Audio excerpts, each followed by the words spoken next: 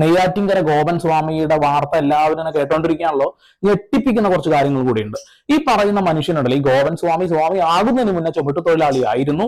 7 പേരെ വെട്ടിയ കേസിൽ പ്രതി, അതുപോലെ തന്നെ വീടിന് തീ വെച്ച ഒരു കേസിൽ പ്രതി, അതുകൂടാതെ അദ്ദേഹത്തിന്റെ മകൻ മരിച്ചപ്പോൾ ഇതേ രീതിയിൽ ആരെയും അറിയിക്കാത്ത സമാധി ചെയ്തു എന്നൊരു നാട്ടുകാരൻ പറയുന്നു. 3 പെൺകുട്ടികളെ കല്യാണം കഴിച്ചിട്ടും അതൊന്നും ശരിയാവാത്ത ഒരു മകൻ. അപ്പോ എന്തൊക്കെയാണ് നടക്കുന്നതെന്ന് നമുക്കൊരു പിടുത്തം കിട്ടുന്നില്ല അല്ലെ. ഇതിന്റെ പേരിൽ വർഗീയമായിട്ടുള്ള കാര്യങ്ങൾ നടന്നുകൊണ്ടിരിക്കുന്നുണ്ട്. നാട്ടുകാർ പറയുന്ന കുറച്ച് കാര്യങ്ങൾ ഒന്ന് കേൾക്കുക തന്നെ വേണം. കാരണം പല ഞെട്ടിക്കുന്ന കാര്യങ്ങളും ഇതിലൂടെ പുറത്തു വരും. നിസ്സാര പ്രശ്നത്തിന് 7 പേരെ ഒരു ദിവസം വെട്ടി.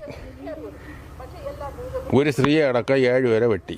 അവിടെ നിന്ന് ഒളിച്ചോടി കുറച്ച് ദിവസം എവിടെ പോയി കിടന്നിട്ട് പിന്നെ ആറാലുമുട്ടി വന്ന് വസ്തു വാങ്ങിച്ച് അവിടെ വീട് വെച്ച്. അവിടെ ചെമ്പ് തൊഴിലാളിയായിരുന്നു. ആറാലുമുട്ടി തീവപ്പ് കേസിൽ എല്ലാം പ്രതിയാണ്. പിന്നെ ഇവിടെ കോവിൽ വെച്ച് ഇവിടെ കിടക്കായിരുന്നു. ഓക്കെ, 7 പേരെ